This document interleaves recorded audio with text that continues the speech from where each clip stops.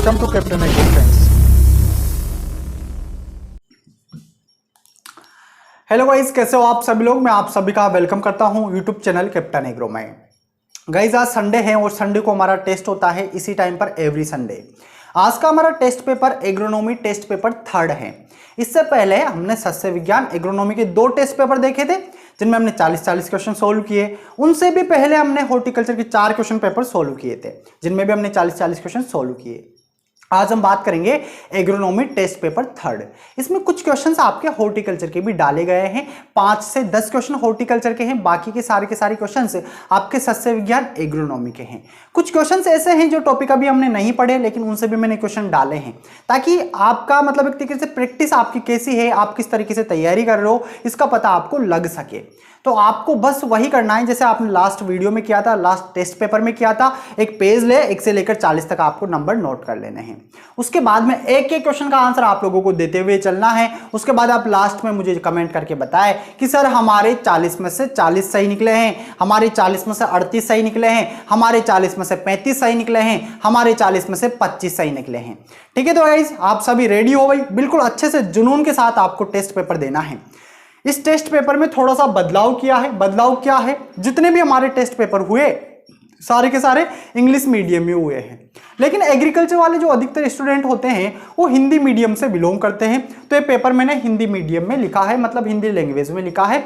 English वाले student बिल्कुल भी टेंशन ना ले, एक एक क्वेश्चन को मैं आपको इंग्लिश में समझाते हुए चलूंगा, बस आप बिल्कुल अच्छे से देखते रहे और आंसर देते रहे।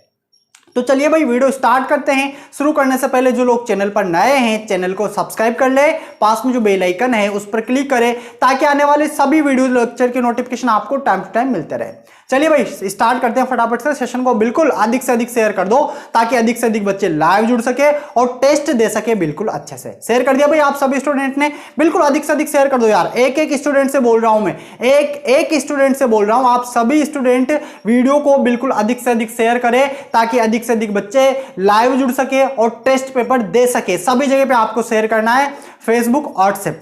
चलिए स्टार्ट करते हैं। इससे पहले भाई मेरा जो दूसरा चैनल है उसका लिंक नीचे डिस्क्रिप्शन में है, आप उसको भी सब्सक्राइब करें, वहां पर भी आपको बहुत अच्छी अच्छी न्यूज आपको मिलती रहेगी। चैनल का नाम है लव प्रकाश गो। तो चलिए स्टार्ट करते हैं, बातें काफी ज्यादा हो गई। Agronomy test paper 3rd, number of question 40 and maximum marks कितने होंगे भाई, 260 हो जाएंगे। Maximum marks 160। एक क्वेश्चन 4 मार्क्स का है। सबसे पहला क्वेश्चन आता है हमारे पास, आंवला में सीड कितने होते हैं, आंवला में कितने बीज होते हैं। मतलब आपको नंबर ऑफ सीड बताने हैं आंवला में। किसमें, आंवला में नंबर ऑफ सीड कितने होते हैं। ऑप्शन नंबर ए आपके पास है 1, ऑप्शन नंबर 2 आपके पास है 2 एंड ऑप्शन नंबर 3 आपके पास है 3 एंड ऑप्शन नंबर 4 आपके पास है 4। चलिए कमेंट कीजिए आंवला में कितने बीज होते हैं। तो चलिए कमेंट कीजिए आंवला में कितने बीज होते हैं। हमारा राइट आंसर हो जाएगा यहां पर ऑप्शन नंबर 1 हो जाएगा। आंवला में सिर्फ एक बीज होता है। कितना बीज होता है, सिर्फ और सिर्फ एक बीज। बिल्कुल अच्छे से याद रखना। इस क्वेश्चन पेपर में से बहुत सारे क्वेश्चन हैं जो आपके पिछले पेपर में पूछे गए हैं, बार बार पूछे जाते हैं, तो आप बिल्कुल अच्छे से नोट करते हुए चलना, समझते हुए चलना। आगे बढ़ते हैं, क्वेश्चन नंबर 2 की बात करते हैं। सभी सीरियल्स मतलब अनाज किस कुल के होते हैं। जितनी भी अनाज वाली फसलें हैं उनका परिवार कौन सा होता है भाई, आप लोगों को सब कुछ पढ़ाया हुआ है। चलिए कमेंट कीजिए। Option number A Fabaceae, option number B Cruciferae and option number C Gramineae and option number D Umbelliferae. तो यहां पर राइट आंसर क्या होगा, हमारा राइट आंसर हो जाएगा यहां पर ग्रेमिनी। कौन सा हो जाएगा, ग्रेमिनी। बहुत सारे स्टूडेंट क्या लगा देते हैं, फेबेसी। तो फेबेसी नहीं लगाना है। फेबेसी किसका होता है भाई, जितनी भी दलहनी फसलें होती है उनका जो कुल होता है वो कौन सा होता है, फेबेसी या लेग्यूमिनेसी होता है। फेबेसी क्यों लगाता है स्टूडेंट, इसका भी रीजन है, क्योंकि ग्रेमिनी के अलावा एक और है पोएसी। ठीक है, पोएसी। तो पोएसी भी बिल्कुल अच्छे से याद रखना। यहां पर आपको क्या लगाना है, ग्रेमिनी या पोएसी। अनाज वाली जितनी भी फसलें हैं उनका परिवार कौन सा है, ग्रेमिनी है, पोएसी है। और जितनी भी दलहनी फसलें हैं उनका परिवार कौन सा है, लेग्यूमिनेसी या फेबेसी है। आगे बढ़ते हैं, क्वेश्चन नंबर 3rd की बात करते हैं। पपीते के एक वृक्ष में कितने फल लगते हैं। पपाया देखा है भाई आप लोगों ने, पपाया, केरी का पपाया, फैमिली केरी कैसी जिससे पपेन प्राप्त किया जाता है, कोफाई वेराइटी जिससे सर्वाधिक पपेन प्राप्त किया जाता है। तो यहां पर पपाया की हम बात करें तो इसमें कितने फल लगते हैं, एक पौधे की बात कर रहा हूं।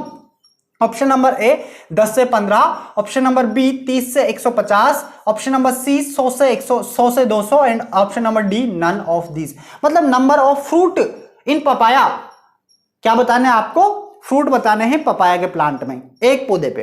तो चलिए भाई फटाफट कमेंट कीजिए। राइट आंसर हमारे पास क्या हो जाएगा, राइट आंसर हो जाएगा ऑप्शन नंबर बी हो जाएगा। 30 से 150 फल लगते हैं एक पपाया के वृक्ष पर। आगे बढ़ते हैं, क्वेश्चन नंबर 4, मूंगफली का जन्म स्थान है। मूंगफली, ग्राउंडनट, मलिना नट, मंकी नट, बींडा, गोबर, एनर्जी कैप्सूल, बहुत सारे नाम है इसके मूंगफली के। अरेकिस हाइपोजिया इसका क्या है, बोटनिकल नेम है भाई। 40 क्वेश्चन है, लेकिन आपको यहां मैं बहुत सारे क्वेश्चन बता दूंगा, इसलिए आप नोट करते हुए चलना, समझते हुए चलना। तो यहां पर क्या बताना है आपको, नेटिव बताना है। Origin of groundnut, origin of groundnut बताना है। ऑप्शन नंबर ए इंडिया मतलब आत्मनिर्भर, option number B Africa, option number C Brazil and option number D Japan. Comment करें, फटाफट कमेंट करें। राइट आंसर क्या होगा, ग्राउंडनट का ओरिजिन है ब्राजील। क्या है, ब्राजील, साउथ अफ्रीका में है, साउथ अमेरिका में। आगे बढ़ते हैं, आगे बात करते हैं क्वेश्चन नंबर 5, ग्लाइसिन मैक्स में पीला मोजेक फैलता है। भाई अभी हमने थोड़े दिन पहले सोयाबीन पढ़ी थी, सोयाबीन में हमने देखा था रोग देखे थे, इंसेक्ट देखे थे। तो सोयाबीन में एक पीला मोजेक रोग होता है, वो किसकी वजह से फैलता है, मतलब उसका वेक्टर क्या बताना है आपको, vector of yellow mosaic disease in soybean. Option number A seed, option number B air and option number C soil and option number D white fly. मतलब किसके द्वारा होता है, हिंदी में बीज, हवा, मृदा एंड सफेद मक्खी। कमेंट कीजिए राइट आंसर क्या होगा दोस्तों, राइट आंसर हो जाएगा option number D white fly हो जाएगा। सफेद मक्खी के द्वारा पीला मोजेक फैलता है सोयाबीन की फसल के अंदर। मोस्ट इंपोर्टेंट है, ग्लाइसिन मैक्सिस का क्या है, बोटनिकल नेम है। फैमिली कौन सी है भाई इसकी, फैमिली भी याद रखना लेग्यूमिनेसी। और ये एक ऐसी फसल है, देखो सोयाबीन से बहुत सारे क्वेश्चन बनते हैं, एक ऐसी फसल है जो दलहन भी है और तिलहन भी है, मतलब पल्स क्रॉप भी है एंड ऑयल सीड क्रॉप भी है। इसमें हाईएस्ट प्रोटीन परसेंटेज होता है, कितना होता है 42%, 40%। और ऑयल परसेंटेज इसमें कितना होता है 20 या 22% होता है। तो बिल्कुल अच्छे से याद रखना, मोस्ट मोस्ट मोस्ट इंपोर्टेंट है। आगे बढ़ते हैं क्वेश्चन नंबर 6, रेनफेड फार्मिंग में औसत वर्षा कितनी होती है। भाई मैंने आपको बताया था, आई थिंक रेनफेड फार्मिंग ने आपको पढ़ा दिया, उसमें हमने 3 टाइप देखे थे, एक तो ड्राई फार्मिंग होता है, एक ड्राई लैंड फार्मिंग होता है और थर्ड नंबर पे आता है कौन सा, रेन फेड फार्मिंग। तो यहां पर एवरेज जो एनुअल रेनफॉल होती है वो कितनी होती है, देखते हैं। ऑप्शन नंबर ए 750 मिलीमीटर से कम, नीचे मतलब समझोगे कम। ऑप्शन नंबर बी 750 से 1150 मिलीमीटर, मतलब इन दोनों के बीच में। ऑप्शन नंबर सी 1150 मिलीमीटर से ज्यादा and option number D NOD मतलब क्या है, नन ऑफ दीज। कमेंट करो, जो रेनफेड जो फार्मिंग होती है उसमें वार्षिक वर्षा कितनी होती है, तो कितनी होती है वार्षिक वर्षा होती है 1150 मिलीमीटर से ज्यादा। किससे ज्यादा, 1150 मिलीमीटर से ज्यादा। एक क्वेश्चन जेट में पूछा जाता है, बस इसको घुमा दिया जाता है, कभी तो पूछा जाता है कि बताओ ड्राई फार्मिंग में कितनी वर्षा होती है। तो ड्राई फार्मिंग का याद रखो, ड्राई फार्मिंग बोला गया तो 750 मिलीमीटर, और अगर ड्राई लैंड फार्मिंग बोला गया तो 750 से 1150 मिलीमीटर। लेकिन अगर रेनफेड फार्मिंग आपसे बोला गया तो 1150 मिलीमीटर से ज्यादा। बिल्कुल अच्छे से याद रखना। आगे बढ़ते हैं, क्वेश्चन नंबर 7, निम्नलिखित में से मूंगफली की किस्मों का सही क्रम। चलिए आप एक बार किस्में देख लीजिए और फटाफट मुझे आंसर दीजिए। आपको मूंगफली की किस्मों का सही क्रम आपको बताना है। अगर आपको पता है, आप लोगों ने मूंगफली पढ़ी है तो आपको पता होगा। देखो पहला जो ऑप्शन है AK12, GG2, C235, 235, option number B BG256, K65, T9, option number C JL24, AK12, GG2, JL24, D765, RC19। भाई अभी लेटेस्ट हमने पढ़ा था मूंगफली को, ग्राउंडनट को हमने पढ़ा था, अरेकिस हाइपोजिया को हमने पढ़ा था। उसमें देखा था कि ग्राउंडनट 2 टाइप की होती है, spreading type and bunch type होती है। ठीक है, काफी ज्यादा क्वेश्चन आपके यहां से बनते हैं। प्रोटीन परसेंटेज इसमें कितना होता है 26% होता है एंड ऑयल परसेंटेज में कितना होता है 40% होता है। सबको नोट करते हुए चलना, एक बार आपको पढ़ाया हुआ है लेकिन एक बार फिर से मैं आपको बता रहा हूं, हो सकता है जो मैं बोल रहा हूं क्वेश्चन आ जाए, जो यहां लिखा हुआ है वो ना आए, इसीलिए आप सारे क्वेश्चन पर फोकस करते हुए चलना, बिल्कुल अच्छे से समझते हुए चलना। तो यहां पर जो सही क्रम है वो कौन सा है, ऑप्शन नंबर सी है। देखो जेल नाम से बताया था मैंने आपको, जेल 24 बताया था। AK12 एंड 24 ये भी किसकी वेराइटी है, ये भी वही किसकी वेराइटी है, मूंगफली की ग्राउंडनट की वेराइटी है। इसके बाद में GG2 मैंने आपको बताया था, GG2 भी किसकी वेराइटी है, मूंगफली की। तो सही क्रम हमारे पास सी हो जाएगा। आगे बढ़ते हैं, आगे बात करते हैं क्वेश्चन नंबर 8, अरहर की प्रथम संकर किस्म कौन सी है? अरहर की सबसे प्रथम फर्स्ट हाइब्रिड वेराइटी आपको बतानी है। ऑप्शन नंबर ए उपास, option number B ICP-H8, Pusa 9, ICP-L5। तो जो फर्स्ट हाइब्रिड वेराइटी है वो है हमारे पास ICP-H8। कौन सी है? ICP-H8 है। आगे बढ़ते हैं क्वेश्चन नंबर 9, ग्राउंडनट का परीक्षण भार है, मतलब टेस्ट वेट ऑफ ग्राउंडनट, मूंगफली का परीक्षण भार कितना होता है? परीक्षण भार क्या होता है? 1000 दानों का जो वजन होता है उसको हम परीक्षण भार बोलते हैं, वही तो आपको बताना है। Option number A 200 gram, option number B 250 gram, option number C 350 gram and option number D 450 gram. Comment करो।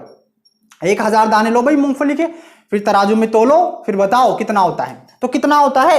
ऑप्शन नंबर डी हमारे पास राइट आंसर हो जाएगा। मूंगफली के 1000 दानों का वजन 450 ग्राम होता है। बिल्कुल अच्छे से याद रखना है।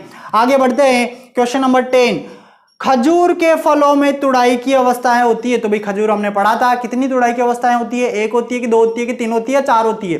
तो कितनी होती है? 4 होती है। डेग, पिंडोरा, ठीक है, इस तरीके से हमने 4 देखी थी। तो यहां पर हमारे पास राइट आंसर क्या हो जाएगा?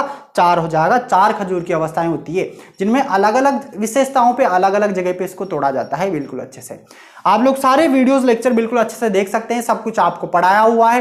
हॉर्टिकल्चर जितनी भी क्रॉप थी सारी की सारी आपको पढ़ाई हुई है। इसके अलावा अभी हम यहाँ पर एग्रोनॉमी पढ़ रहे हैं। एग्रोनॉमी के अंदर हमने सीरियल क्रॉप को पढ़ा, फिर उसके बाद में हमने पल्सेस क्रॉप पढ़ी और अब हम पढ़ रहे थे ऑयल सीड क्रॉप। लेकिन आज संडे है तो संडे को टेस्ट होता है। उसके बाद में कल एक मोस्ट इंपोर्टेंट वीडियो लेक्चर आने वाला है हॉर्टिकल्चर का, देखना बिल्कुल मत भूलना।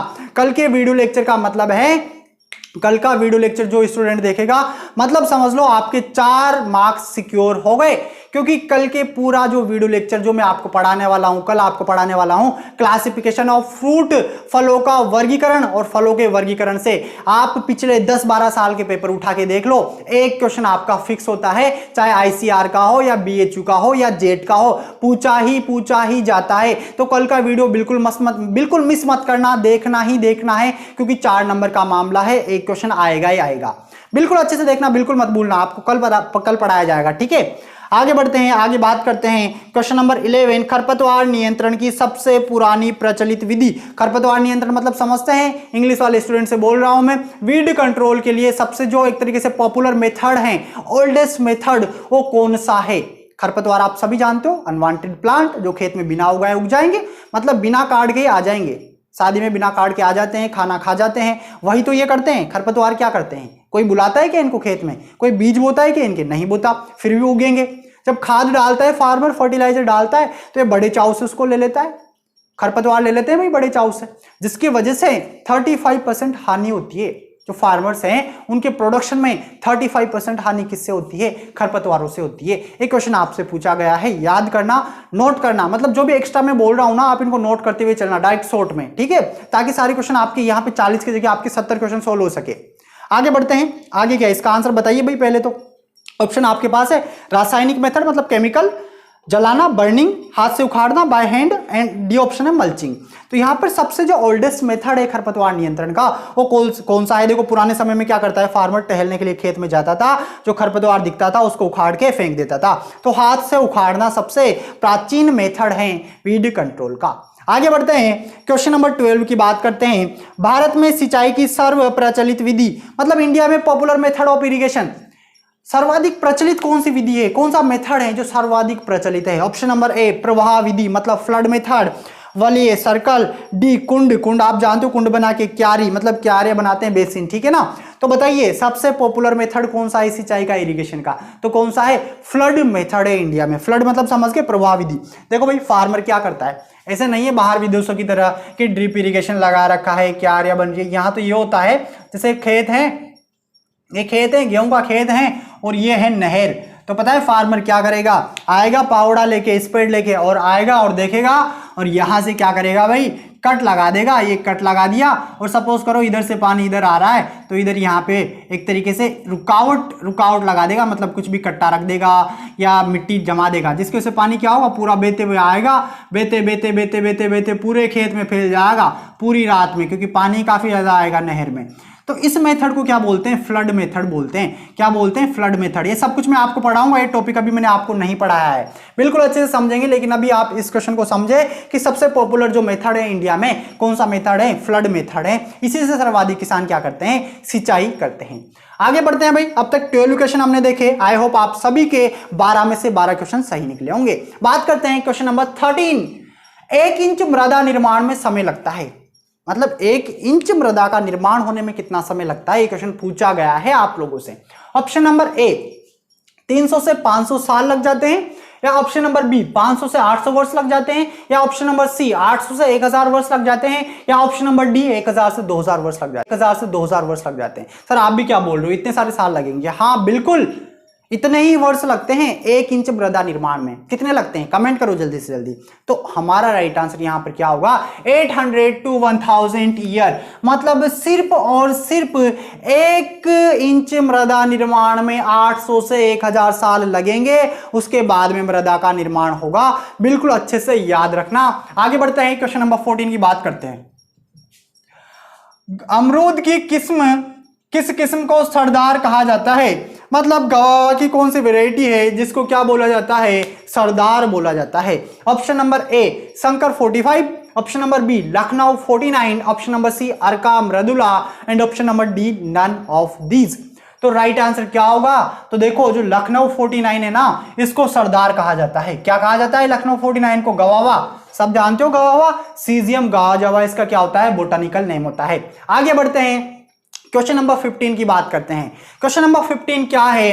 निम्नलिखित में से जीरो टिलेस खरपतवार नाशी है। मैंने आपको टिलेस पढ़ाया था, उसमें बताया था टिलेस के टाइप्स। तो जो जीरो टिलेस खरपतवार नाशी है वो कौन सा है? Option number A paraquat, option number B diquat, option number C glyphosate, and option number D उपयुक्त सभी, ऑल ऑफ दीज।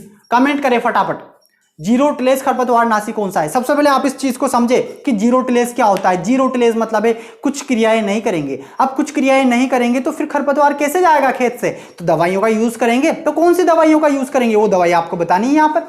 तो चलिए देखते हैं। मैं बात करूं यार ऑप्शन नंबर ए पेराक्वाट। तो पेराक्वाट क्या करता है? जो भी सामने दिखेगा मार देता है, खत्म कर देता है। ऑप्शन नंबर बी डाइक्वाट होता है, और डाइक्वाट भी क्या करता है? कोई सा भी हरा पौधा दिखेगा और खत्म कर देगा। और ग्लाइफोसेट तो बिल्कुल कुछ देखता ही नहीं है, हरा भरा दिखना चाहिए, चाहे फसल हो खरपतवार हो, सबको नष्ट कर देता है। तो तीनों ही क्या है? जीरो टिलेस खरपतवार नाशी है। मतलब जीरो टिलेस में तीनों को काम में लिया जाता है। हमारा राइट आंसर क्या हो जाएगा? ऑप्शन नंबर डी हो जाएगा, उपयुक्त सभी हो जाएगा। बिल्कुल अच्छे से समझ में आ रहे हैं आप सभी को क्वेश्चन। आगे बढ़ते हैं, क्वेश्चन नंबर 16। जब वृक्ष सीधी लाइन में सड़क के दोनों तरफ लगाए जाते हैं, देखा है आप लोगों ने, जब सड़क पे चलते हैं तो दोनों तरफ वृक्ष लगे होते हैं, पेड़ पौधे लगे होते हैं, तो उसको क्या कहा जाता है? Option number A avenue, option number B रक्षक फसलें, option number C top cross, and option number D road side. चलिए कमेंट कीजिए। अधिकतर बच्चे लगा देते हैं रोड साइड की, रोड के साइड पौधे, तो रोड साइड, ये गलत है। राइट आंसर क्या होगा? राइट आंसर होगा एवेन्यू। आप लोगों ने 11th क्लास में पढ़ा होगा उद्यान विज्ञान हॉर्टिकल्चर के अंदर कि सड़क के दोनों किनारों पर जो पेड़ पौधे लगाए जाते हैं उनको एवेन्यू बोला जाता है। क्या बोला जाता है? एवेन्यू। आगे बढ़ते हैं, क्वेश्चन नंबर 17 की बात करते हैं। मेड़ बनाने वाला यंत्र है। भाई मेड़ बनाने वाला यंत्र आप जानते हो ना, जो क्यारियां बनती है, जो मेड़ बनती है, किस यंत्र से बनती है, किस इक्विपमेंट से बनती है, किस मशीन से बनती है? Option number A disc harrow, option number B laser land leveller, and option number C ridge हल, and option number D dibbler. Comment कीजिए। भाई डिस्क हैरो क्या होता है? आप सबने देखा होगा, खरपतवार को नष्ट करने के लिए डिस्क हैरो का प्रयोग करते हैं। लेजर लैंड लेवलर क्या होता है? जमीन को लेवल करनी है अगर, तो इसका प्रयोग करते हैं। लेकिन जो रिज हल है, रिज हल से मेड़ बनाई जाती है। तो हमारा राइट आंसर क्या हो जाएगा? रिज हल हो जाएगा। क्या हो जाएगा? रिज हल हो जाएगा। और डिबलर क्या करता है? बुआई करता है पर्टिकुलर पंक्ति टू पंक्ति में। बिल्कुल अच्छे से याद है आप सभी को। अगर बीज कम है हमारे पास, क्वेश्चन पूछा गया है कि अगर बीज कम है तो किससे बुआई करें? तो डिबलर से बुआई करें, बीजों की बचत होगी, एक एक बीज काम में आएगा। आगे बढ़ते हैं, क्वेश्चन नंबर 18 की बात करते हैं। गंगा वन का स्थानीय नाम क्या है? गंगा वन का स्थानीय नाम क्या है? Option number A Jamunotri, option number B Gangotri, option number C मोहिन, and option number D none of these. सबसे पहले तो हमें पता होना चाहिए कि ये गंगा वन है क्या। तो गंगावन एक मेज की वैरायटी है, मक्का की वैरायटी है, जिया मेज की वैरायटी है, जिया मेज की किस्म है। तो जो गंगा वैरायटी है ये सबसे पहले हाइब्रिड किस्म है मक्का की, भारतीय मक्का की सबसे पहले हाइब्रिड किस्म है और इसको 1961 में डेवलप किया था। आप सबको पता है ना भाई, हमने पढ़ा था तो बताया था। तो यहां पर गंगावन का स्थानीय नाम क्या है? जमुनोत्री है। क्या है मेरे दोस्तों? जमुनोत्री है। बिल्कुल अच्छे से याद रखना। आगे बढ़ते हैं, इस क्वेश्चन का राइट आंसर हो गया ए फॉर एप्पल। आगे बढ़ते हैं, क्वेश्चन नंबर 19 की बात करते हैं। सरसों में एफिड रोकथाम के लिए प्रभावी है। सरसों में क्या करना है? एफिड को रोकना है, मच्छर को रोकना है। आप सबको पता है गर्मियों के दिनों में जब हम चश्मा लगा के घूमने निकलते हैं, मच्छर ही मच्छर आते हैं, पीले कपड़ों पे काफी ज्यादा लिपट जाते हैं। कहां से आते हैं? सरसों के खेत से आते हैं। तो उनके प्रभावी नियंत्रण के लिए, उनके कंट्रोल के लिए क्या काम में लूंगा? Option number A quinalphos, option number B methyl parathion, option number D methyl demeton and option number D none of this. तो उन मच्छरों के कंट्रोल के लिए काम में लिया जाता है मिथाइल डेमेटोन। 650 ml प्रति हेक्टेयर डोज इसकी काम में ली जाती है। किसके कंट्रोल के लिए? मच्छरों के कंट्रोल के लिए जो एफिड लगते हैं। और बात करें मिथाइल ये जैसे क्यूनालोफॉस है, इसका प्रयोग किया जाता है सरसों की आरा मक्खी के कंट्रोल के लिए। तो बिल्कुल अच्छे से याद रखना, अभी आपको याद रखना है मिथाइल डेमेटोन। आगे बढ़ते हैं, क्वेश्चन नंबर 20 आता है, मूंगफली की फैलने वाली किस्म है। अब मूंगफली की फैलने वाली किस्म कौन सी है भाई? सर आप कैसी बात कर रहे हो? तो मूंगफली जिन बच्चों ने पढ़ा है उनको पता है कि मूंगफली की दो प्रकार की किस्में होती है। एक तो होती है फैलने वाली और एक होती है बंच टाइप। मतलब एक तो स्प्रेडिंग टाइप और एक होती है बंच टाइप। तो मैं आपसे यहाँ पर क्या पूछ रहा हूँ? स्प्रेडिंग टाइप पूछ रहा हूँ। इंग्लिश वाले बच्चे नोटिस करें, स्प्रेडिंग टाइप आपको वैरायटी बतानी है ग्राउंडनट की, मूंगफली की, अरेकिस हाइपोजिया की। Option number A Kaushal, option number B RS1, option number C RG141 and option number D Faizapur 1। Faizapur है भाई, है ना, केजापुर नहीं, फैजापुर 1। तो राइट आंसर क्या होगा? राइट आंसर फैजापुर 1 नहीं होगा। राइट आंसर हमारे पास होगा RS1 जो है एक ऐसी वेराइटी है फैलने वाली स्प्रेडिंग टाइप वेराइटी है, बाकी बंच टाइप वेराइटी है। आगे बढ़े, अगला क्वेश्चन आता है क्वेश्चन नंबर 21। उत्तरी भारत में मई जून माह में चलने वाली हवाएं, मैं बोलता रहता हूं ना आपसे, मैंने कहा यार बाहर हवाएं चल रही है, वीडियो में आवाज आ रही है। तो अभी कौन सा महीना है? मई जून महीना है, मई चल रहा है, अभी जून स्टार्ट हो जाएगा। तो इस टाइम पे जो हवाएं चलती है उत्तरी भारत में, उन हवाओं को क्या कहा जाता है? ऑप्शन नंबर ए आपके पास है कोहरा। क्या कोहरा बोलते हैं? ऑप्शन नंबर बी जलवायु, सर जलवायु बोलते हैं क्या? ऑप्शन नंबर सी माउट, माउट बोलते हैं, या ऑप्शन नंबर डी लू बोलते हैं? तो क्या बोलते हैं? तो भाई बच्चों इसको बोलते हैं लू। जक्कर लग जाएगी बोलते हैं ना ऐसे। गरम गरम हवाएं जो चलती है उत्तर भारत में मई जून माह में, उनको क्या बोला जाता है? लू बोला जाता है। हमारा राइट आंसर हो जाएगा ऑप्शन नंबर डी लू। इसको हिंदी में भी लू ही बोलते हैं। और कोहरा तो सर्दियों में होता है, और माउट क्या होती है भाई? दिसंबर जनवरी माह में बारिश का होना क्या कहलाता है? माउट कहलाता है। तो ये सब कुछ याद रखना बिल्कुल अच्छे से, मोस्ट इंपोर्टेंट है। आगे बढ़े, और लू के कंट्रोल के लिए क्या करते हैं? अमृत धारा लेते हैं, ठीक है ना। इसके अलावा जो पानसी होती है वो गांव में जानते हैं सब स्टूडेंट। आगे बढ़ते हैं, आगे बात करते हैं क्वेश्चन नंबर 22 की। उद्यान का हृदय कहा जाता है, हार्ट ऑफ गार्डन। मतलब गार्डन जो होता है, बगीचा होता है, उसका हृदय किसको बोलेंगे? गार्डन का हृदय किसको बोलेंगे? ऑप्शन नंबर ए गुलाब। क्या गुलाब को बोलेंगे? क्या भाई गुलाब देते हैं हृदय को मनाने के लिए, लेकिन गुलाब को नहीं बोलेंगे। Option number B lawn. क्या लोन बोलेंगे? ऑप्शन नंबर सी पहाड़े एंड ऑप्शन नंबर डी सभी।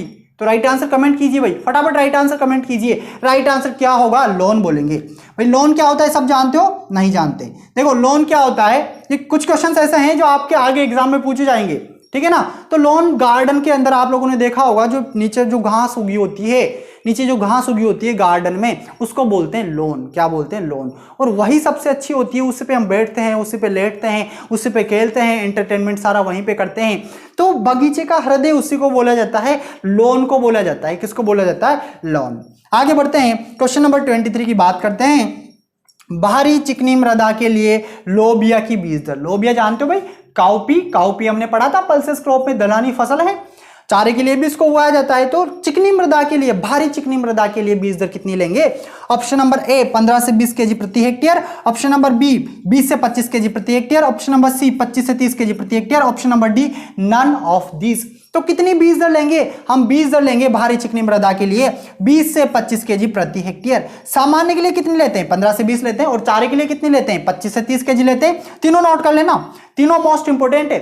आई होप आप सभी को समझ में आ रहे होंगे सारे के सारे क्वेश्चन। आगे बढ़ते हैं, क्वेश्चन नंबर 24 की बात करते हैं। फल मक्खी किसका प्रमुख कीट है? ये क्वेश्चन पूछा गया है, ये क्वेश्चन पूछा गया है पहले एग्जाम में कि फल मक्खी किसका प्रमुख कीट है। ऑप्शन नंबर ए देखते हैं पपीता, ऑप्शन नंबर बी खजूर, ऑप्शन नंबर सी बेर एंड ऑप्शन नंबर डी फालसा।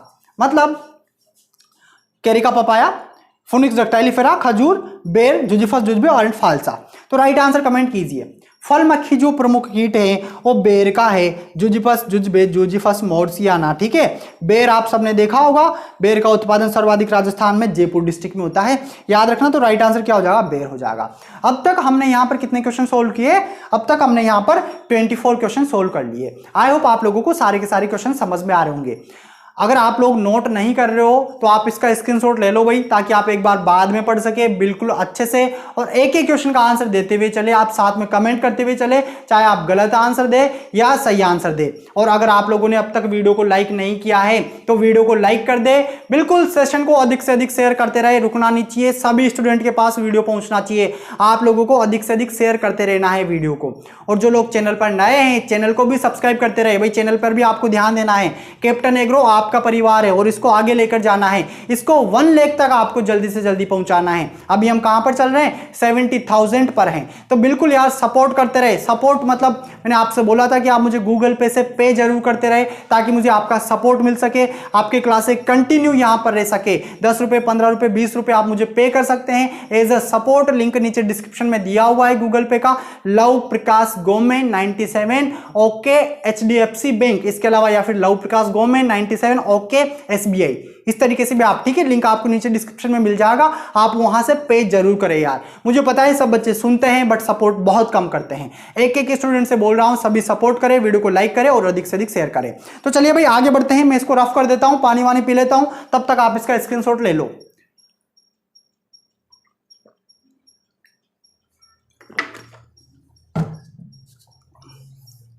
ठीक है भाई, समझ में आ रहा है आप सभी को क्वेश्चन?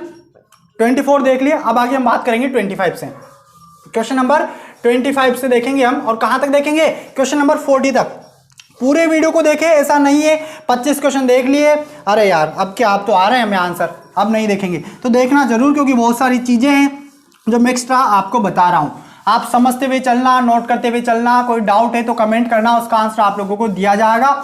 इसके अलावा आप मेरे फेसबुक पेज, इंस्टाग्राम, ट्विटर और टेलीग्राम, इन सब पे फॉलो जरूर करें। आपको लिंक नीचे डिस्क्रिप्शन में मिल जाएगा।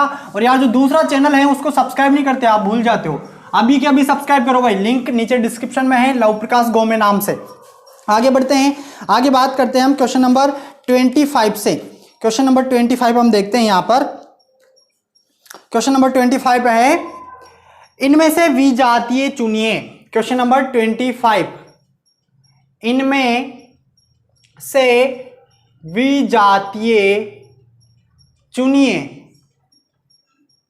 ऑप्शन नंबर ए आपके पास है Kesar, Fazli, Dasheri. Kesar, Fazli, Fazli, Dasheri. And option number D आपके पास है हलावी, हलावी। इनमें से विजातीय चुनना है, मतलब बिल्कुल डिफरेंट आपको चूज करना है। ऑप्शन नंबर हमारा राइट आंसर क्या होगा? हलावी होगा। हलावी कैसे होगा भाई? देखो यार, दशहरी, फजली और केसर क्या है? मैंगो की वैरायटी है। और यहां पर हलावी की बात करें तो खजूर की वैरायटी है। तो विजातीय कौन सा हो गया? हलावी हो गया। ऐसे क्वेश्चन भी आपसे पूछे जाते हैं एग्जाम के अंदर। आगे बढ़ते हैं, अगला क्वेश्चन देखते हैं। क्वेश्चन नंबर 26 हमारे पास आता है, सिका किरण किस फसल की किस्में हैं? क्वेश्चन नंबर 26, किरण, किरण सिका किस फसल की किस्में हैं? भाई फटाफट ये दोनों नाम की लड़कियां आंसर दे। सबसे पहले किरण और सिका, दोनों आंसर दो फटाफट, किसकी किस्में हैं? ऑप्शन नंबर ए आपके पास है सूरजमुखी, मतलब सनफ्लावर, सूरजमुखी मतलब सनफ्लावर। ऑप्शन नंबर बी अलसी, अलसी मतलब linseed. And option number C आपके पास है कपास, मतलब cotton, cotton. And option number D आपके पास है मैंगो। चलिए कमेंट कीजिए फटाफट, भाई ये दोनों नाम की लड़कियां अगर चैनल पे हो तो फटाफट कमेंट करें किसके किस में है, दोनों है, फटाफट आंसर दीजिए गाइस। तो किसकी किस्में हैं, अलसी की किस्में हैं, यूसीटेटिसिमम, लाइनम यूसीटेटिसिमम इसका क्या है, बोटनिकल नेम है, इंग्लिश में क्या बोलते हैं, लेंसिड बोलते हैं, क्या बोलते हैं, लेंसिड यूसीटेटिसिमम इसका क्या है, बोटनिकल नेम है। तो जो सिका और किरण है ये किसकी वेराइटी है, अलसी की वेराइटी है, मतलब लेंसिड की वेराइटी है। आगे बढ़ते हैं, क्वेश्चन नंबर 27 की बात करते हैं। क्वेश्चन नंबर 27 है बाजरा में प्रोटीन परसेंटेज इन बाजरा, ठीक है, बाजरा में प्रोटीन प्रतिशत बताइए। तो चलिए भाई बताइए, देरी किस बात की।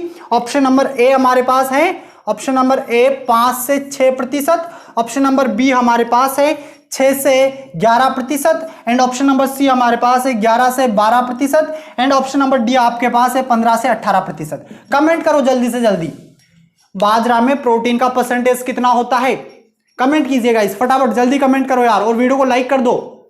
राइट आंसर क्या होगा, राइट आंसर हमारे पास होगा सी, लेकिन अधिकतर स्टूडेंट सी नहीं लगाते, अधिकतर स्टूडेंट बी लगाते हैं।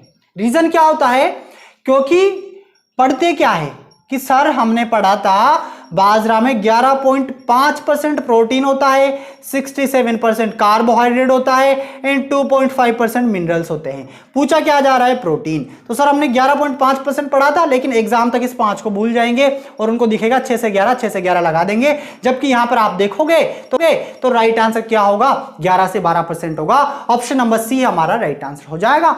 आगे बढ़ते हैं, क्वेश्चन नंबर 28 की बात करते हैं, और क्वेश्चन नंबर 28 हमारे पास है यहां पर दुर्गा मणि पूसा बोल्ड। कौन सी मणि, दुर्गा मणि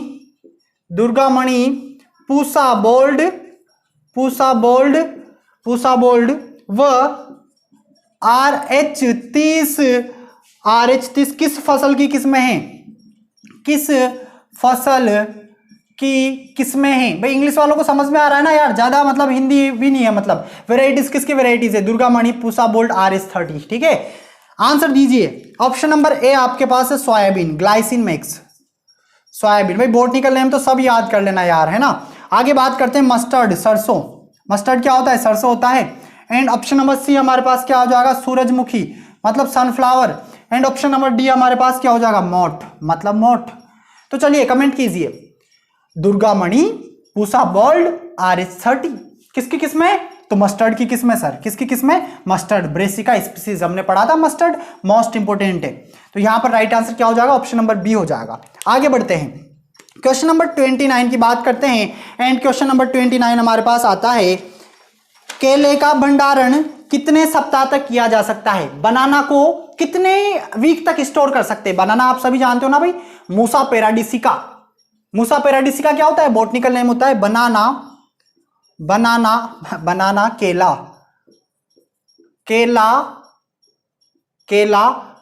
का भंडारण, केले का भंडारण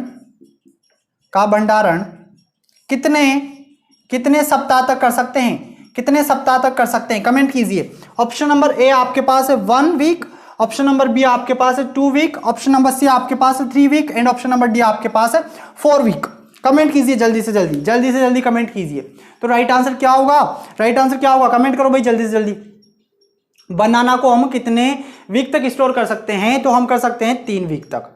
3 वीक मतलब समझ गए, 7 7 14 और 21 दिनों तक हम स्टोर कर सकते हैं। कितने डिग्री टेम्परेचर पे, तो वही राइट आंसर हो जाएगा। जैसे 3 है ना, तो ऐसे यहाँ 3 से याद रखना 13 डिग्री सेल्सियस पर। ह्यूमिडिटी पूछ ली जाए तो ह्यूमिडिटी बता देना 85 से 95% आर्द्रता। आगे बढ़े, आगे बात करते हैं क्वेश्चन नंबर 30 की, और क्वेश्चन नंबर 30 हमारे पास आता है, जन्म के समय ऊंट के बच्चे का भार, जन्म के समय ऊंट के बच्चे का भार, जब बच्चा जन्म देती है ऊंटनी तो कितना वजन होता है बच्चे का। ऑप्शन नंबर ए 10 से 20 KG, and option number B 25 से 35 केजी, ऑप्शन नंबर सी 35 से 40 केजी, ऑप्शन नंबर डी 50 से 60 केजी। कमेंट कीजिए। तो ऊंटनी का जो बच्चा होता है जन्म के समय, उसका वजन होता है, कितना होता है, कमेंट कर दिया आप लोगों ने। Option number C right answer हो जाएगा, 35 से 40 केजी का होता है। कितने का होता है, 35 से 40 केजी का। आगे बढ़ते हैं, क्वेश्चन नंबर 31 की बात करते हैं।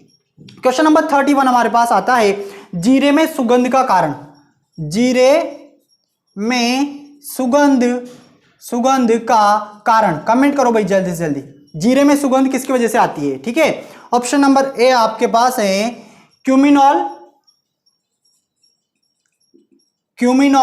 ऑप्शन नंबर बी आपके पास है गॉसिपॉल, ऑप्शन नंबर सी आपके पास है A and B, and option number D आपके पास है नन ऑफ दीज।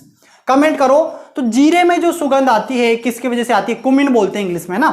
तो इसमें जो सुगंध आती है वो किसकी वजह से आती है? क्यूमिनोल की वजह से आती है। भाई आती है कि नहीं आती सुगंध? आज देखना ऐसे करके, बड़ी मजेदार खुशबू आती है। तो इसका हमारा राइट आंसर क्या हो जाएगा? ऑप्शन नंबर ए हो जाएगा। हमारे पास 9 क्वेश्चन और हैं, 9 को हम सोल्व कर लेते हैं फटाफट। उसके बाद में आपको यहाँ पर बताने वाला हूँ कि कौन कौन से क्वेश्चन हैं जो आपके एग्जाम में बार बार रिपीट होते हैं, बार बार पूछे जाते हैं, हर एग्जाम में रिपीट होते हैं, और आने वाले पेपर में कौन कौन से क्वेश्चन आने के चांसेस हैं। ठीक है भाई, तो नोट करते हुए चलना और समझते हुए चलना बिल्कुल अच्छे से। आगे बढ़ते हैं और आगे हम बात करते हैं क्वेश्चन नंबर 32। भिंडी में फूल कब खिलते हैं? Question number 32। भिंडी आप सभी जानते हो, ओकरा, लेडी फिंगर। भिंडी में फूल कब खिलते हैं? ऑप्शन नंबर ए आपके पास है प्रातः, मतलब मॉर्निंग को, प्रातः। ऑप्शन नंबर बी आपके पास है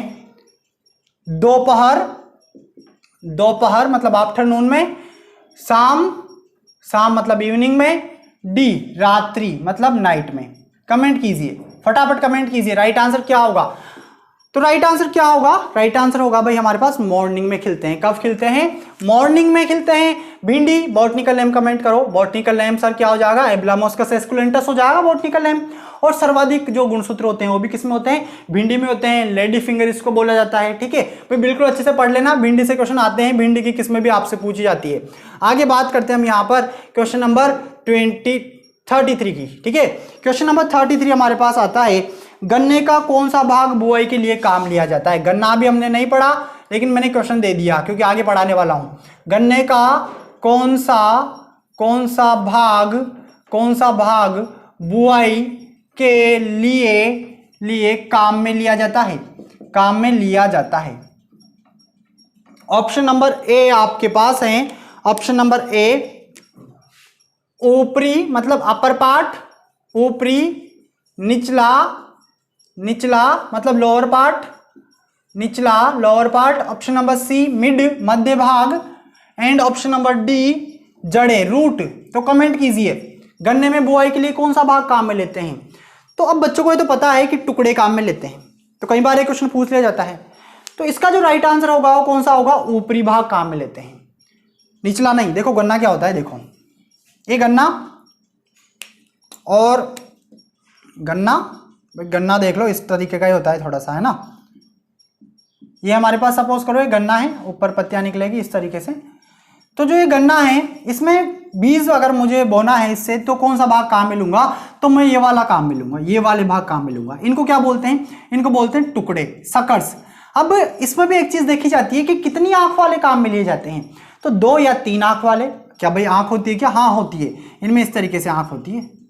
तो 2 या 3 आंख वाले टुकड़े काम में लेंगे। अभी फिलहाल इस क्वेश्चन का आंसर क्या हो जाएगा हमारे पास?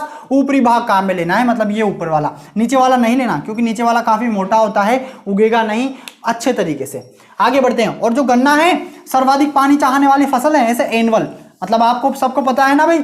अगर ऑप्शन में अगर आपसे बोला जाए कि सर्वाधिक पानी चाहने वाली फसल कौन सी है, ऑप्शन में आपके लिए दिया जाए कि एक तो धान है, एक आपको दे दिया जाए गन्ना है, एक आपको दे दिया जाए गेहूं है, एंड एक आपको दे दिया जाए बाजरा है। अब मुझे पता है अधिकतर स्टूडेंट क्या लगाएंगे? अधिकतर स्टूडेंट लगाएंगे आंख बंद करके धान लगाएंगे। धान पानी में उगता है, पानी सबसे ज्यादा धान को मिलता है। मेरे दोस्त यहाँ पर ऑप्शन भी हमें देखने पड़ते हैं। ऑप्शन के अकॉर्डिंग हमारा ये आंसर गलत है। क्यों गलत है? क्योंकि धान को अगर आप देखोगे तो यार धान की, जैसे अभी नर्सरी लगाने जाऊंगा मैं, 1 जून को गाँव जाऊंगा मैं, तो उस दिन शायद आपकी क्लास ना लग पाए। उस दिन मैं क्या लगाऊंगा? नर्सरी लगाऊंगा धान की। तो अभी नर्सरी लगाऊंगा, उसके 1 महीने बाद उसकी पौध तैयार हो जाएगी, फिर उसकी बुआई करेंगे और उसके 2 से 3 महीने बाद ही मुझे धान की प्राप्ति हो जाएगी। तो अगर मैं बात करूं पर्टिकुलर सीजन की, मतलब पर्टिकुलर सीजन में सर्वाधिक पानी चाहने वाली फसल कौन सी है, तो राइट आंसर हो जाएगा धान हो जाएगा, पेडी हो जाएगा और जैसे टाइप हो जाएगा। लेकिन यार जो गन्ना है ये तो साल भर चलती है, साल भर क्या बहुवर्षीय फसल है तो साल भर के अकॉर्डिंग देखा जाए तो सर्वाधिक पानी चाहने वाली फसल गन्ना है। कौन सी है? गन्ना। तो क्वेश्चन समझा करो, फिर उसके बाद उसका आंसर दिया करो। गलत आंसर हमें नहीं देना है, बिल्कुल अच्छे से सही आंसर देना है, क्योंकि यार 4 मार्क्स का मामला है। कितने नंबर का मामला है? 4 नंबर का। तो आगे बढ़ते हैं भाई, आगे बढ़ते हैं और आगे बात करते हैं। क्वेश्चन नंबर 33 हमने देख लिए, क्वेश्चन नंबर 34 की बात करते हैं। और क्वेश्चन नंबर 34 है हमारे पास, गन्ने में रस की मात्रा।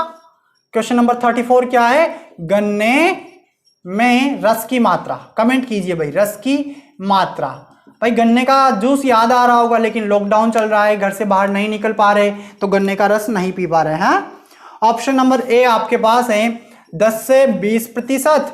ऑप्शन नंबर बी आपके पास है 40 से 50%। एंड ऑप्शन नंबर सी आपके पास है 50 से 60%। ऑप्शन नंबर डी आपके पास है 60 से 70%। कितना रस होता है गन्ने में? तो भाई ये तो रस वाला ही बता सकता है जो जूस बनाता है। हम भी बता सकते हैं क्योंकि हम भी क्या है, एग्रीकल्चर वाले हैं भाई। तो राइट आंसर बताइए, कमेंट कीजिए। गन्ने में रस की मात्रा कितनी होती है? 60 से 70% होती है। ऑप्शन नंबर डी हमारा राइट आंसर हो जाएगा। सेकेरम ऑफिसिनेरम इसका क्या होता है? बॉटनिकल नेम होता है। इसमें एक खतरनाक बीमारी भी लगती है, ठीक है, आपने देखा होगा, चीर के देखते तो लाल लाल लाल सड़न रोग, सब पढ़ेंगे हम, गन्ना पढ़ेंगे तब आपको मैं पढ़ाऊंगा। आगे बढ़ते हैं, क्वेश्चन नंबर 35 की बात करते हैं। क्वेश्चन नंबर 35 आता है, भेड़ का जंतु वैज्ञानिक नाम।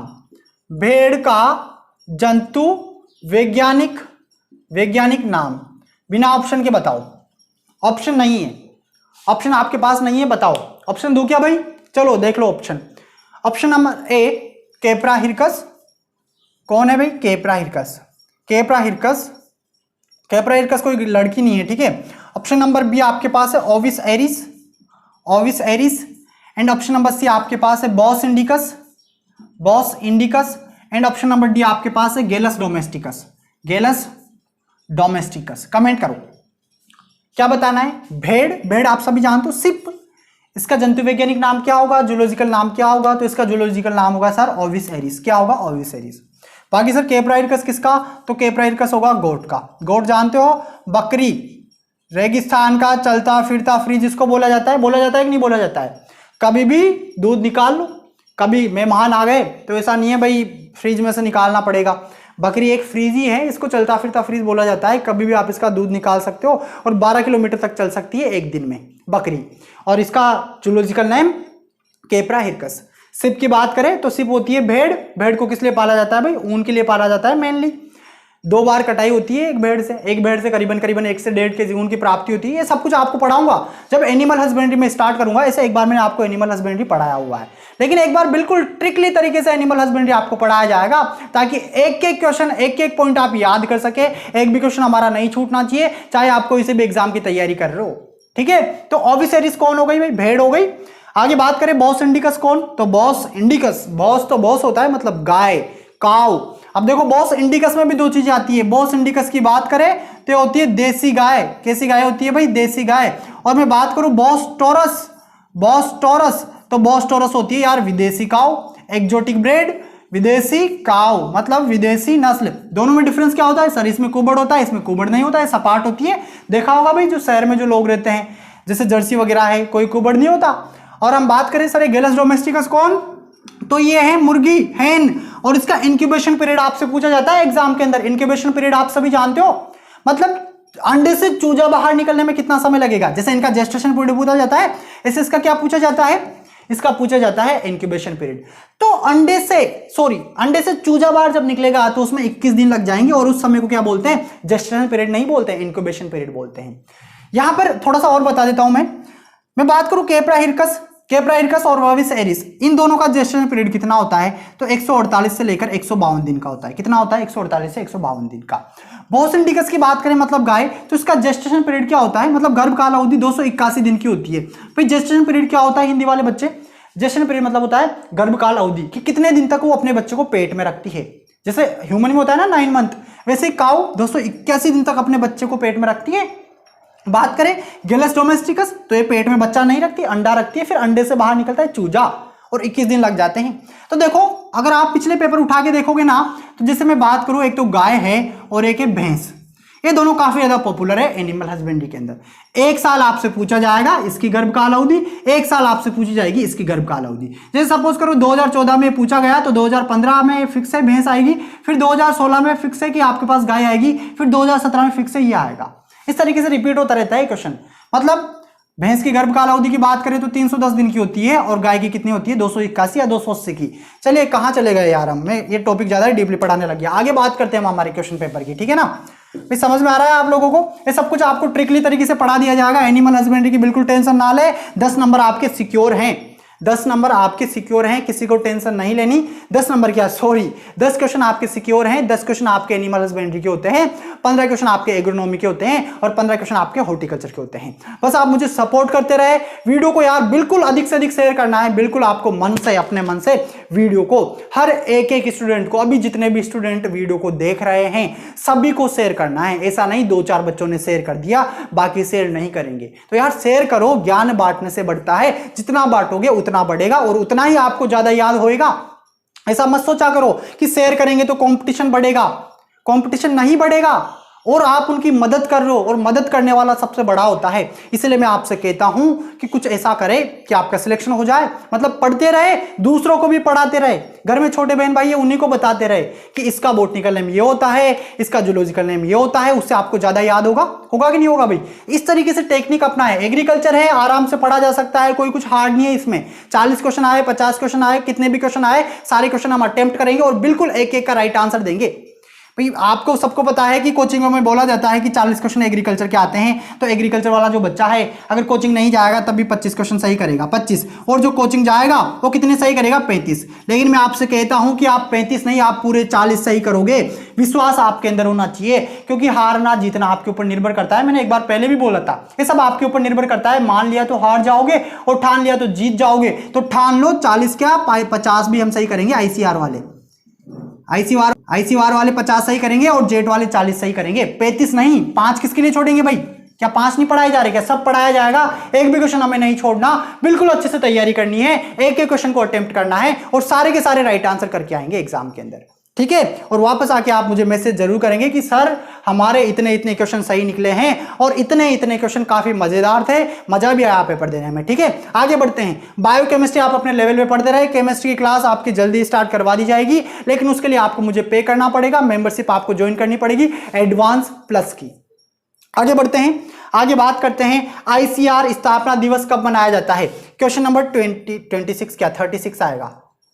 आईसीआर मतलब सब समझते हो ना सब, इंडियन काउंसिल ऑफ एग्रीकल्चर।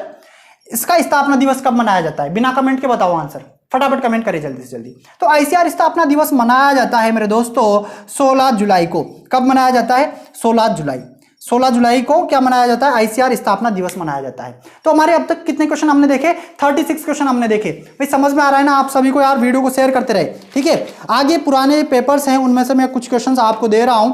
जैसे मैं बात करूं 2014 का एक पेपर है, इसमें से एक क्वेश्चन पूछा गया था, बहुत इजी है। मैंने कहा ना बहुत इजी क्वेश्चन आते हैं आपके एग्रीकल्चर के, कुछ हार्ड नहीं होता अगर एक बार बिल्कुल अच्छे से पढ़ लिया जाए। यहां पर एक क्वेश्चन दिया हुआ है, ओराइजा सेटाइवा किसकी, ओराइजा सेटाइवा की फैमिली कौन सी है। तो बिल्कुल इजी है यार, ओराइजा सेटाइवा की एक क्या है, एक अनाज वाली फसल है। तो इस क्वेश्चन को आप लिखेंगे यहां पर क्वेश्चन नंबर 37 में। चलिए कमेंट कीजिए ओराइजा सेटाइवा की फैमिली, ओराइजा सेटाइवा। ऑप्शन अभी दे रहा हूं आपके लिए, है ना, पहले आंसर मत दे देना, एक तो पता चले मैंने वो ऑप्शन में ही नहीं दिया। ऑप्शन नंबर ए आपके पास है एस्ट्रेसी, एंड ऑप्शन नंबर बी आपके पास है लेग्यूमिनेसी, ठीक है। एंड ऑप्शन नंबर सी आपके पास है Poaceae, and option number D आपके पास है सोलेनेसी। कमेंट कीजिए। अधिकतर बच्चे पढ़ते हैं कि सर इसका परिवार ग्रेमिनी होता है, लेकिन यहाँ ग्रेमिनी है ही नहीं। तो राइट आंसर क्या होगा, तो भाई ग्रेमिनी और कहाँ है, पोएसी बोला जाता है, पोएसी फैमिली नई फैमिली। तो राइट आंसर हमारे पास क्या हो जाएगा, सी हो जाएगा। ओराइजा सेटाइवा का जो परिवार है वो कौन सा है, पोएसी है। आगे बढ़ते हैं, क्वेश्चन नंबर 38 की बात करते हैं। क्वेश्चन नंबर 38, और क्वेश्चन नंबर 38 आपके पास है, क्वेश्चन नंबर 38 भाई अगला देख रहे हैं हम यहाँ पर क्वेश्चन, मोस्ट इंपोर्टेंट आपके जेट के पेपर में से क्वेश्चन आपको दिया जाएगा। वायु की गति नापने के यंत्र को कहते हैं, मतलब the instrument use for measuring wind speed, जिससे क्या नापी जाती है, वायु की गति को मापा जाता है। मैं डायरेक्शन नहीं पूछ रहा, मैं पूछ रहा हूं गति, गति, ठीक है ना। डायरेक्शन के लिए अलग होता है, गति के लिए अलग होता है। 11th क्लास में मैंने आपको पढ़ाया था ये। चलिए कमेंट कीजिए। ऑप्शन नंबर ए है वायु दिक्सूचक, मतलब wind vane. Option number B आपके पास है वेग मापी, मतलब anemometer. And option number C है आर्द्रता मापी, मतलब hygrometer. And option number D आपके पास है तापमापी, मतलब थर्मामीटर। तो बात कर रहा हूं मैं डायरेक्शन की, कंफ्यूज मत होना यार। डायरेक्शन, डायरेक्शन मतलब समझ गए, सॉरी मैं बात कर रहा हूं यहां पर गति की। किसकी बात कर रहा हूं, गति की, गति की बात कर रहा था। गति मतलब स्पीड। तो स्पीड मापी किससे जाती है, तो स्पीड मापी जाती है भाई, कमेंट करो फटाफट, वेग मापी से, वेग मापी। अब वेग मापी क्या होता है भाई, एनीमोमीटर होता है, एनीमोमीटर। एक क्वेश्चन आपसे पूछा गया है जेट के अंदर, आईसीआर के अंदर, तो स्पीड के लिए तो एनीमोमीटर लगाओगे, और अगर डायरेक्शन आपसे पूछी जाए तो डायरेक्शन के लिए आप लगाओगे विंड वेन। देखो इसका डायग्राम, इसका वीडियो सब कुछ मैंने डाला हुआ है कि ये कैसा होता है, किस तरीके से काम करता है, आपको इंस्टाग्राम पे भी मिल जाएगा। इसके अलावा 11th क्लास में मैंने आपको इसको पढ़ाया हुआ है, बिल्कुल प्रैक्टिकली आपको बताया हुआ है। इसलिए आप मेरे इंस्टाग्राम पेज को फॉलो जरूर करें, क्योंकि वहां पर इन सब के बारे में आपको जानकारी मिलेगी, ये सब कुछ देखने को मिलेगा कि क्या होता है क्या नहीं होता है, सब कुछ प्रैक्टिकली। ठीक है, आगे बढ़ते हैं। क्वेश्चन कितने हो गए भाई, क्वेश्चन नंबर 38 हो गया हमारे पास, 2 क्वेश्चन और हैं। तो 2 क्वेश्चन आगे हम देखते हैं। गेहूं की सिंचाई हेतु कौन सी विधि उपयुक्त है, मतलब गेहूं में इरिगेशन मुझे करनी है। एक तो CRI स्टेज यहां से पूछी जाती है, तो 21 दिन की होती है, ये आप याद रखना। मैं पूछ रहा हूं the method suitable for irrigation wheat crop is, मतलब गेहूं की फसल में सबसे सुटेबल मेथड कौन सा है इरिगेशन के लिए। ऑप्शन नंबर ए अनकंट्रोल्ड फ्लडिंग, मतलब अनकंट्रोल्ड फ्लडिंग मतलब जल प्लावन विधि। ऑप्शन नंबर बी आपके पास है रिंग मेथड, रिंग मेथड मतलब एक तरीके से रिंग बना देते हैं। एंड ऑप्शन नंबर सी आपके पास है बेसिन मेथड, बेसिन मतलब थाला बना देते हैं। एंड ऑप्शन नंबर डी आपके पास है चेक बेसिन। चेक बेसिन क्या होता है, क्यारी। तो गेहूं में जो प्रचलित विधि है इरिगेशन की वो है check basin. Check basin, check basin मतलब क्यारी बनाते हैं, इसमें क्या बनाते हैं, क्यारी। तो क्यारी विधि प्रचलित है। आगे बात करते हैं क्वेश्चन नंबर बात करते हैं हम 40, और क्वेश्चन नंबर 40 है भारत की सर्वाधिक महत्वपूर्ण दलहनी फसल कौन सी है। भारत की सर्वाधिक महत्वपूर्ण पल्सेस क्रॉप कौन सी है, दलहनी फसल कौन सी है। ऑप्शन नंबर ए चना, मटर, मसूर, उड़द। राइट आंसर क्या होगा, राइट आंसर हो जाएगा ग्राम। क्या हो जाएगा, ग्राम हो जाएगा, चना हो जाएगा, साइसर एरेटिनम हो जाएगा। तो आज हमने यहां पर 40 क्वेश्चन देखे, लेकिन 40 के साथ ही हमने बहुत सारे क्वेश्चन यहां पर देखे हैं, बहुत सारे क्वेश्चन हमने यहां पर सोल्व किए हैं। आई होप आप लोगों को ये पूरा वीडियो लेक्चर बिल्कुल अच्छे से समझ में आया होगा। कोई भी डाउट है तो आप मुझे कमेंट कर सकते हैं, आंसर आप लोगों को दिया जाएगा। और यार आप मुझे बिल्कुल कमेंट करके बताएं कि वीडियो कैसा लगा। और अगर आपको वाकई में ये वीडियोस अच्छे लग रहे हैं तो आप इनको शेयर करते रहिए, कंटिन्यू अधिक से अधिक शेयर करते रहिए, और लाइक कर दीजिए अगर आप लोगों ने अब तक लाइक नहीं किया है तो, ठीक है। और चैनल को सब्सक्राइब आपको कंटिन्यू करते रहना है, और आप मुझे सपोर्ट जरूर करते रहे। गूगल पे से लिंक नीचे डिस्क्रिप्शन में दिया हुआ है, बिल्कुल भी ना भूले। आपका सपोर्ट आपके लिए यहाँ पर वीडियोस प्रोवाइड करवाता रहेगा। तो गाइस कोई डाउट तो नहीं है आप लोगों के, अगर डाउट है तो आप कमेंट कर सकते हैं। कैसा लगा आपको वीडियो आप मुझे कमेंट करके जरूर बताएं। जो लोग चैनल पर नए हैं चैनल को सब्सक्राइब कर ले, पास में जो बेल आइकन है उस पर क्लिक करें, ताकि आने वाले सभी वीडियोस के नोटिफिकेशन आपको टाइम टू टाइम मिलते रहे। इसके अलावा आपको भाई दूसरा जो मेरा चैनल है यार उसको सब्सक्राइब जरूर करो, लव प्रकाश मेरा नाम है, और गोमे में पीछे लगाता हूँ, इस नेम से चैनल है। जाओ सर्च करो, वैसे भी लिंक नीचे डिस्क्रिप्शन में है, कहीं से भी जाओ लेकिन इसको सब्सक्राइब करो, ठीक है ना। यहाँ पे आपको बहुत अच्छी अच्छी चीजें मिलेगी फ्यूचर में। इस चैनल पे भी आपको एग्रीकल्चर के बारे में बहुत नॉलेज मिलने वाली है। आने वाले 1 महीने के अंदर अंदर बहुत कुछ हम यहाँ पर सीखेंगे। तो आप इस चैनल को सब्सक्राइब जरूर करें, लिंक नीचे डिस्क्रिप्शन में है। और पे जरूर करते रहे, 5 रुपये, 10 रुपये, 15 रुपये, 20 रुपये। ID क्या है, ID है लव प्रकाश गोमे 97 @HDFC बैंक। तो गाइज आप कंटिन्यू सपोर्ट जरूर करें, और वीडियो को अधिक से अधिक शेयर जरूर करते रहे। जो लोग चैनल पर नए हैं चैनल को सब्सक्राइब कर ले। और कल लेकर आ रहा हूं मैं आपके लिए एक मोस्ट इंपोर्टेंट वीडियो लेक्चर, जहां से 4 मार्क्स फिक्स है, आता ही आता है क्वेश्चन, देखना बिल्कुल ना भूले। पहले से ही उसका नंबर लगा हुआ है, जाइए और उसको लाइक कीजिए और अधिक से अधिक शेयर कीजिए। गाइस हम मिलते हैं कल नेक्स्ट वीडियो में, तब तक के लिए नमस्कार, जय जवान, जय किसान, जय हिंद, ऑल द बेस्ट आप सभी को। कमेंट करके जरूर बताना कितने सही निकले क्वेश्चन।